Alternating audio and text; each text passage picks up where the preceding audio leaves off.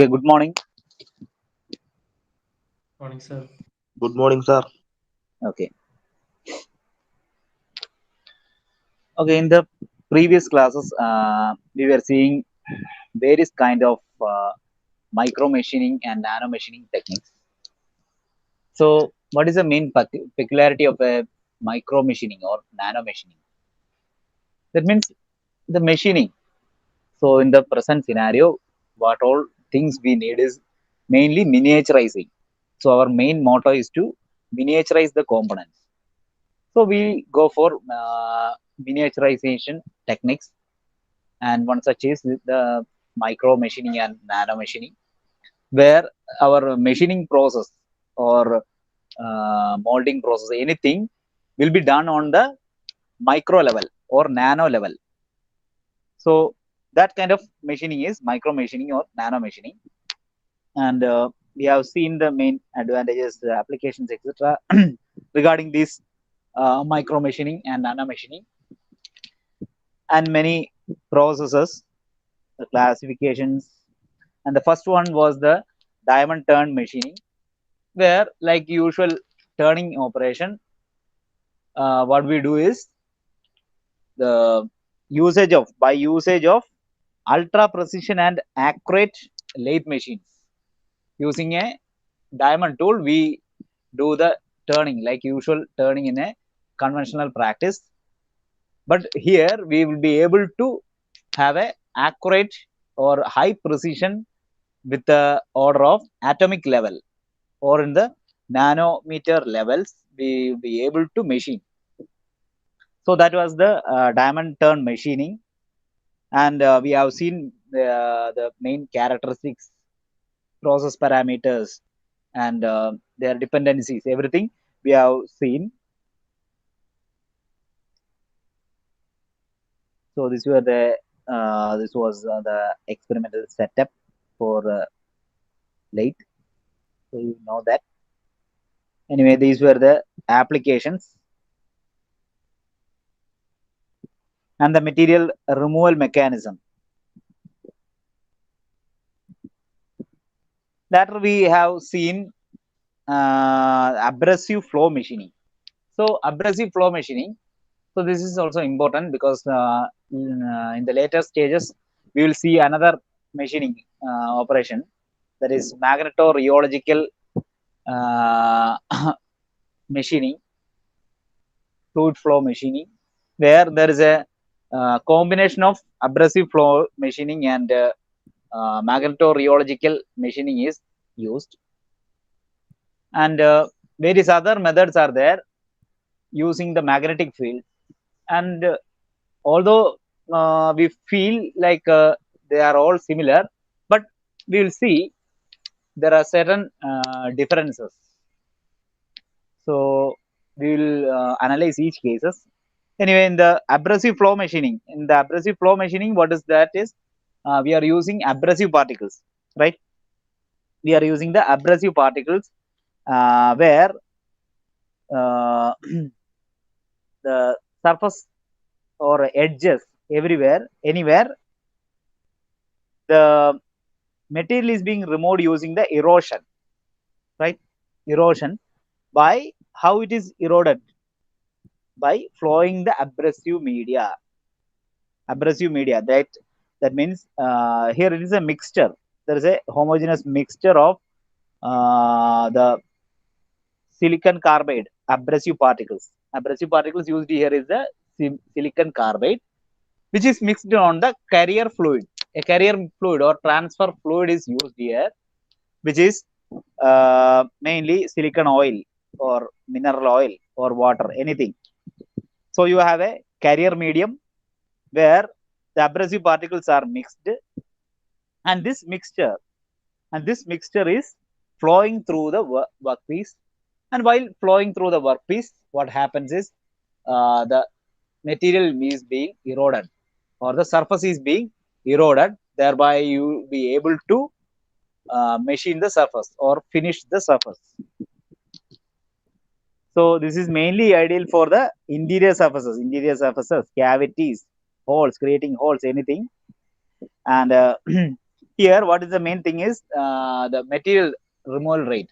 Regarding the material removal rate, for not only for this but for the whole micro level process, we can see the material removal rate will be less, because we know it is only removing in the atomic level, or we need only a atomic level or nanometer range or micrometer range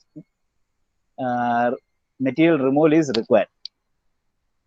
So in the case here, as the low material removal rate is used, so this is not typically used for the high machining operations.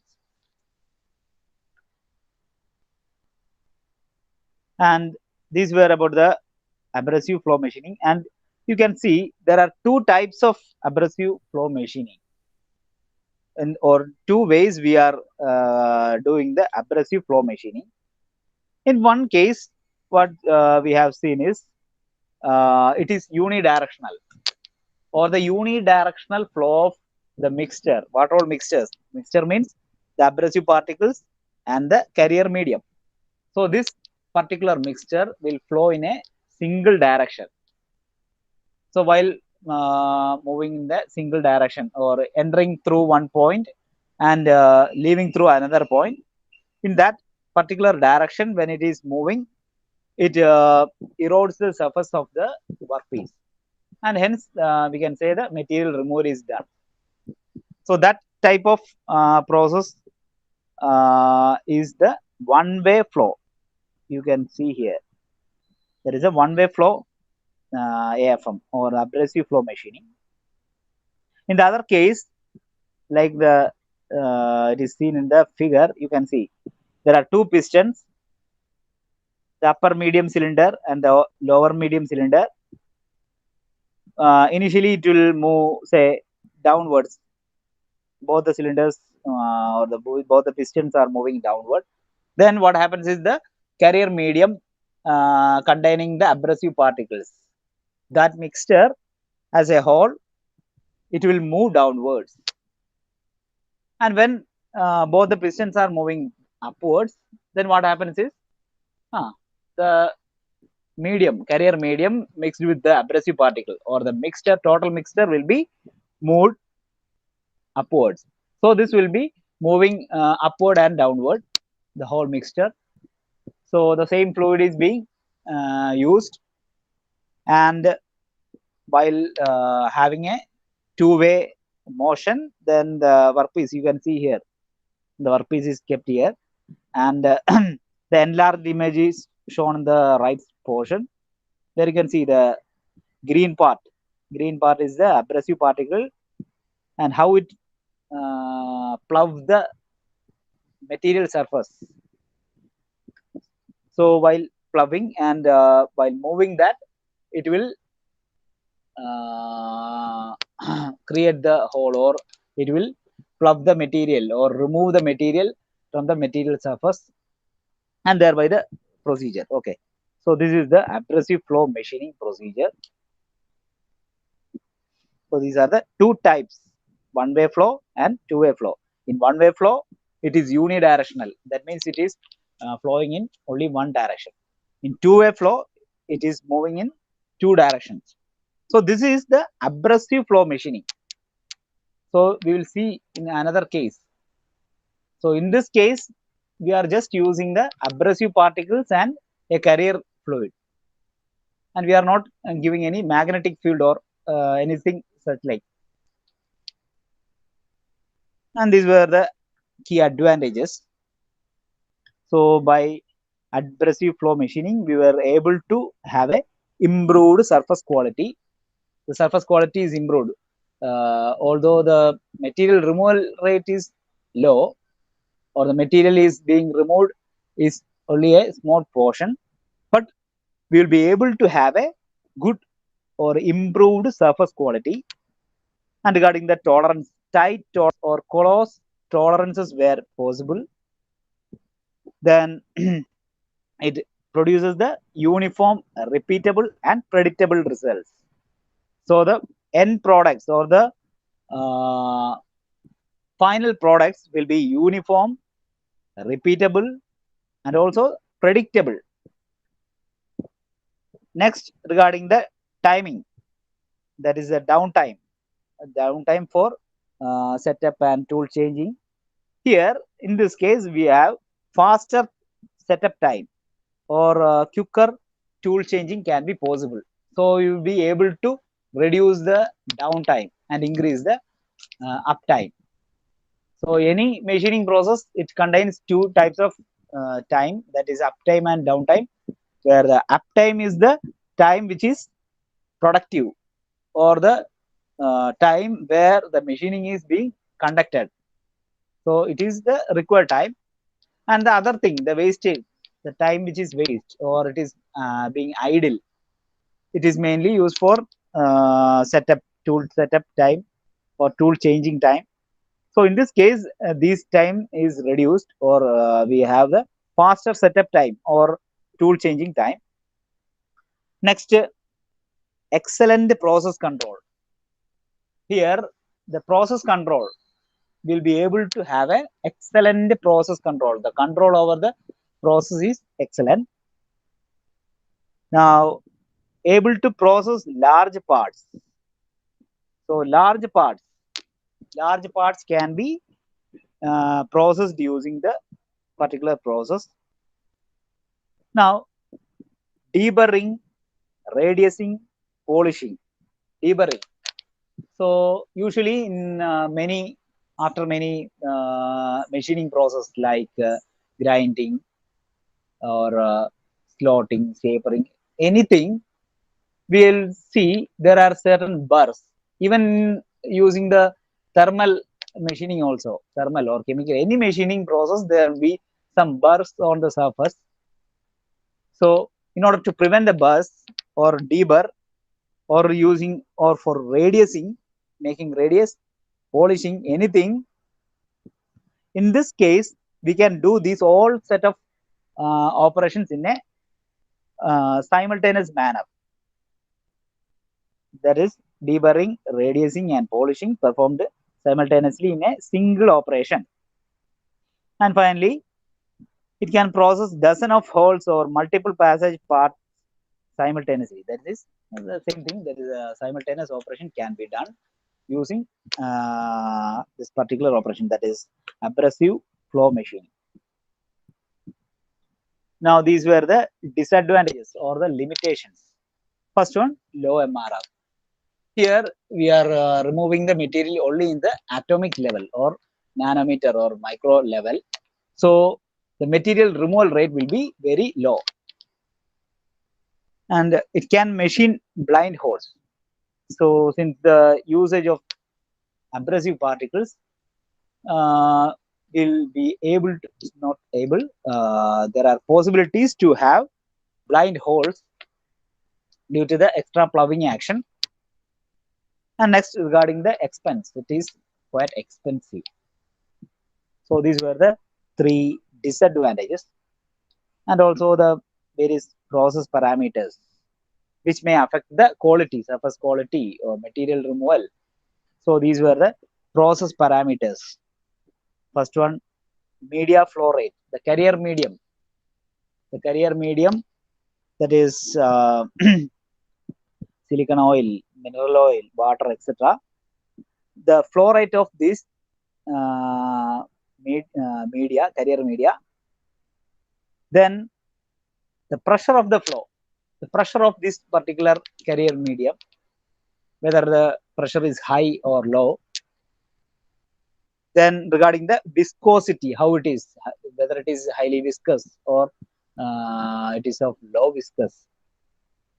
Then regarding the abrasive particle size and shape. So the shape and size of the abrasive particles, that also depends or affect the surface quality or material removal or anything like that. Then the concentration of the abrasive particles. Then particle hardness and workpiece hardness. That means the hardness of the abrasive particle and also hardness of the workpiece material itself. And finally, the cross-sectional area. So these are the process parameters involved. Then regarding the applications or area of application of abrasive particles. So mainly it is used to have a complicated shapes and profiles. So wherever there is a need of complicated shapes and profiles, we go for the abrasive particles, abrasive flow machining. And also in certain processes which is used in these types of fields like aerospace, medical, automobile, tool and die, etc. For what? Mainly, where better surface roughness, like so in these cases, that is the areas of aerospace, medical, automobile, tool and die, where these kind of qualities we need. That is better surface roughness, improved surface quality, or the reduction in friction, eliminate imperfection. So in such and such cases, this type of machining operation is being used. And also one more thing, that is where the gas turbine engine components, there also we go for abrasive flow machining due to its ability to machine the complex geometries. So these were about the abrasive flow machining. Then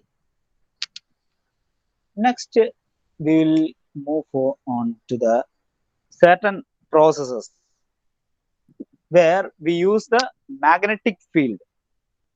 So till now we were not discussing on the magnetic field.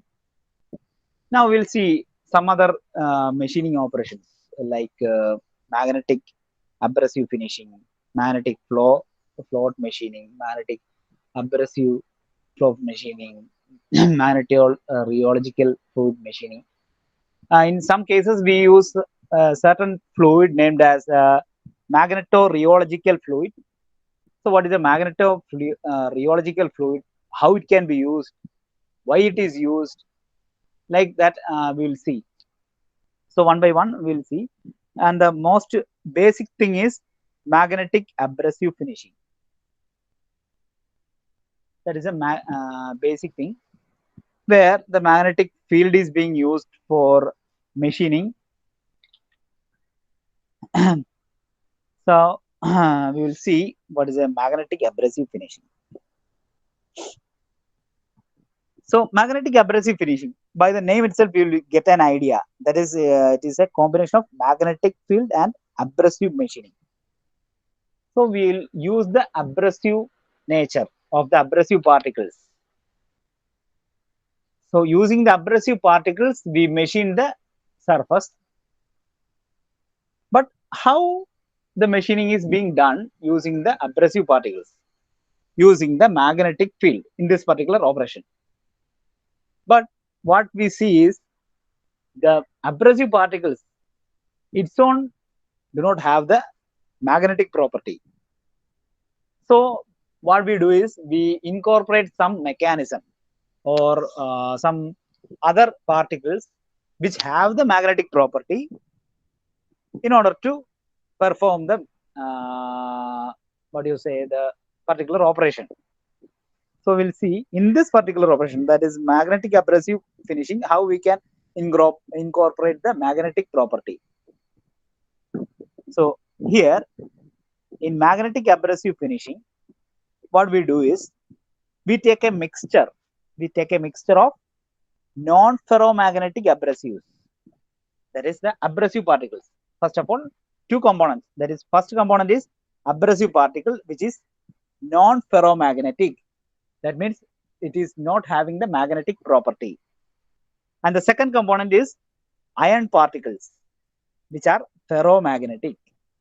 So you have two components, non-ferromagnetic abrasives and ferromagnetic iron particles. So these two constitute the mixture. So this mixture is taken and energized magnetically. So what happens when a magnetic particle is energized? using a magnetic field? There will be a magnetic line of action, the or line of force acts on the mixture and something will happen. Okay, so here in this case the abrasive particles mixed with the iron particles, right? So when we give a magnetic field or we apply a magnetic field, then this abrasive particles and the magnetic particles that will join each other along a line. Line means a line of action of the magnetic force. Here you can see in the figure, the top portion, it is a north pole, and in the bottommost part where it is written S, that is the south pole, and in between that you can see the workpiece. Okay, now between the workpiece and the north pole you can see a dome like structure. There is a flexible magnetic abrasive brush. That is nothing, that is the mixture. The mixture you have seen here, that is the mixture of non-ferromagnetic abrasive and ferromagnetic iron particles. So what happens is, when the magnetic field is being given or the mixture is being magnetically energized, then there will be a magnetic lines of force will be set up like shown in the figure. So through this line of force, then the mixture or the magnetic and abrasive particles join each other, and while it join each other, it forms a fiber like structure or a flexible brush like structure. That is the flexible magnetic abrasive brush. So this is nothing but a brush like structure formed when only when a magnetic field is being applied. Now what is the use of this particular brush? So this particular brush, what happens is, it acts like a multi-point cutting tool.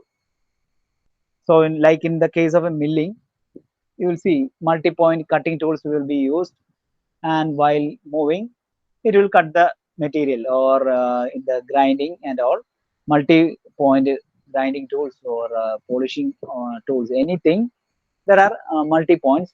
So here in the nanometer level, there will be the abrasive particles mixed with the carrier fluid, which becomes the brush like structure, which acts as a multi-point cutting tool. So this will what it will do, this will act like a multi-point tool and helps in grinding or polishing operation. So these are about the magnetic abrasive finishing.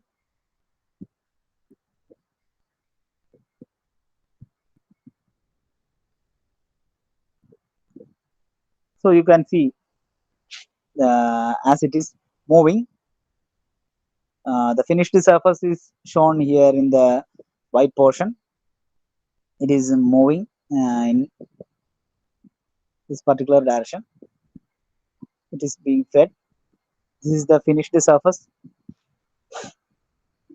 and here you can see the rotating magnetic pole. The top portion, it is being rotated. So the magnetic abrasives or the brush magnetic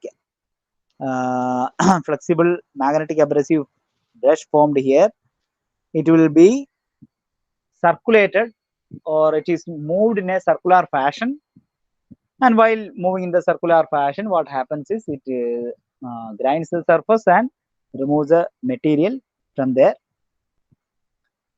That is how magnetic abrasive finishing is being conducted. Now we will see what are the main advantages while using the magnetic abrasive finishing. So these are the advantages. First one, it minimizes the micro cracks and surface damage of the workpiece. So unlike the case of other polishing operation or grinding operation, here using the magnetic abrasive finishing, the possibility of micro cracks or surface damage to the workpiece is low. Next is the ability to produce surface roughness of nanometer range with hardly any surface defects. So the same thing, that is by reducing the surface defects, it will be able to produce a surface roughness of nanometer range. That means the surface quality can be improved. Improved surface quality can be ensured using the magnetic abrasive finishing. Next, the flexible magnetic abrasive brush requires neither compensation or dressing. That means for the conventional, for any conventional polishing operation or say the grinding operation, what we do is the tool needs compensation or dressing in order to perform the machining operation. So after each process, we need to grind it or dress it in order to have a proper action. So in this case, we no need to have or no need to go for the compensation or dressing procedure. Next is the regarding the defects. The material surface is free of one alla bar. Type free of bursts and thermal defects.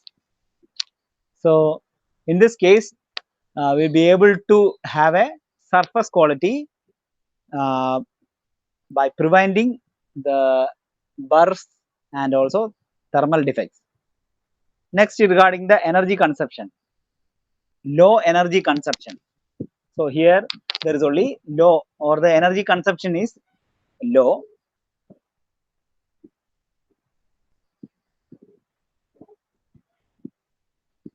Now, and also it is ecologically safe.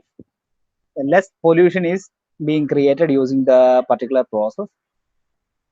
Then regarding the controllability, it is easily controllable. The process is easily controllable.